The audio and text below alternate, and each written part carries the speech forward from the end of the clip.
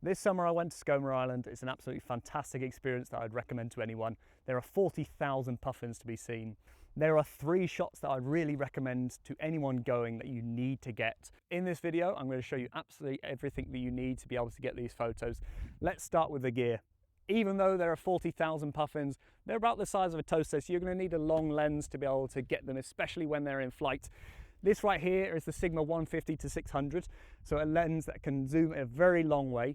I would recommend anything that can reach at least 300mm for flying shots. It being a zoom is also very useful for the flying shots as well, as it means I can zoom out and get them in focus and then zoom back in once I've found the bird within my frame. Now, even though we're using a long lens for flying shots, I would also recommend a shorter telephoto lens. So this is a 70-180. The reason I'd recommend this is because it's a 2.8 lens. That means we can really blur out the backgrounds in the environmental portraits I'll show you later. In terms of a camera, I was using the A7 III. In fact, I was using 2. The reason why I recommend using 2 cameras is it means that I don't have to change lenses. Skomer is a very dusty place, and if you do have to change lenses when you're there, you risk getting dust on your sensor. And if you're trying to clean your sensor out in the field, it can be a bit of a pain. If you can only bring 1 camera along, I'd really recommend bringing just 1 lens, which would be that 150-600.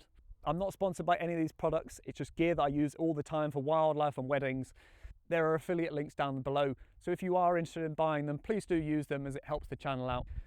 Let's start by talking about the environmental portraits. So for this, we're going to be using that 70-180 that I talked about in the gear. The reason being is it's got that lovely 2.8 aperture, which means we can blur out the backgrounds really well. The other way that we're going to be able to blur the backgrounds is by getting the subject very close and by using a long focal length. So if possible, we will zoom straight into that 180 or 200 if you've got 70-200. And we're going to try and get the subject as close as possible. To do that, you want to be very quiet and very still, and the puffins will generally come up. They're quite curious and you'll get some lovely shots. That's going to blur out the background much better than if the subject is immediately behind the puffin. There are lots of different environments that you can try and incorporate into your photo, the main one being the coasts. So trying to get those lovely blue colours into contrast with the birds is absolutely fantastic.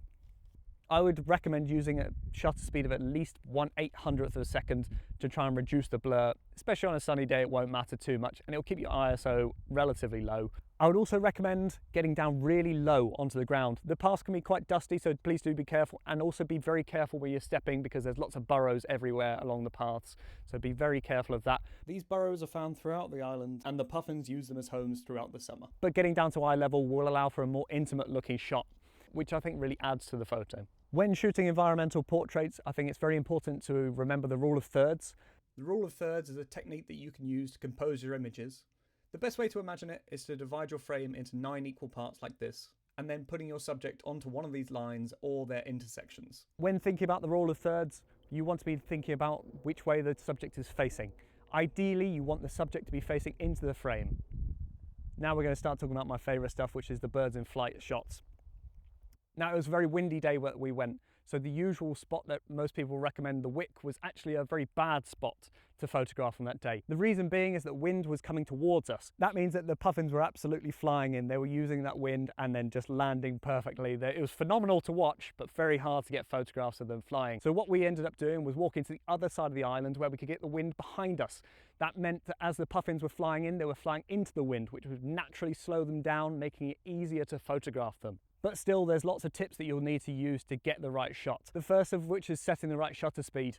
For birds in flight, I'd massively recommend using a shutter speed of at least 1/2000th of a second.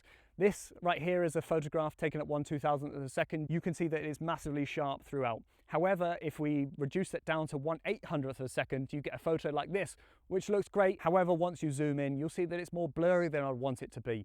So 1/2000th of a second here would have been even better.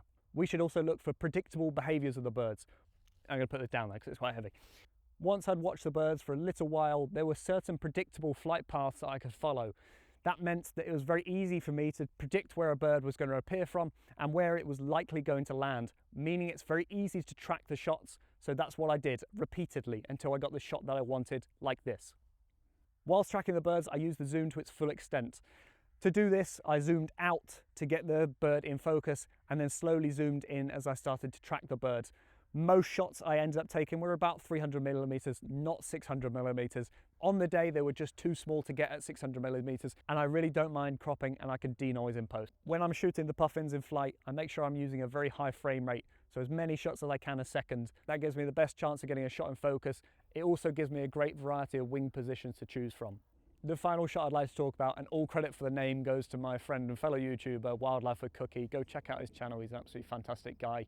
We're calling this the Instagram shot. This, I think, is one of the main reasons that you go to Skomer. That is for a photo with a puffin with sand eels in its mouth. In fact, the sand eels are one of the main reasons that the birds are on the island in the first place. That's that they use these to feed their young, which are called pufflings. Really cute, definitely worth checking out. The sand eels are very bright, and if you're using exposure compensation, I'd recommend stepping down either 0.3 of a stop or maybe even 0.7 of a stop to try and save the highlights back in post. For the Instagram shot, much like the environmental portrait, I'd recommend getting down really low. However, I would also recommend using a longer focal length. So this is probably where you're going to want to use your 150 to 600, shooting at between 200 and 600mm. Shooting close like this will allow you to pick out the really fine details. One of the most important things to remember when shooting this type of shot is to get the catch light in the eye. Catch lights are essentially the reflection caused by a bright light, in this case coming from the sun. The reflection causes a beautiful twinkle within the eye. Without the catch light, the eye just looks flat, like this. That means it's very important to understand where the sun is. Ideally, you want the sun in front of the subject, so you're going to get that beautiful catch light in the eye. If you don't get the catch light, it's going to look a lot more flat and a lot more boring. Now, if you use these tips, I'm sure you'll come away with some fantastic photos. In fact, you might get a wonderful combination of all three photographs, getting a flying puffin with fish in its mouth with a wonderful background as well. If you did find these tips useful, I'd love to know that in the comments. Please don't forget to subscribe, and I will catch you in the next one.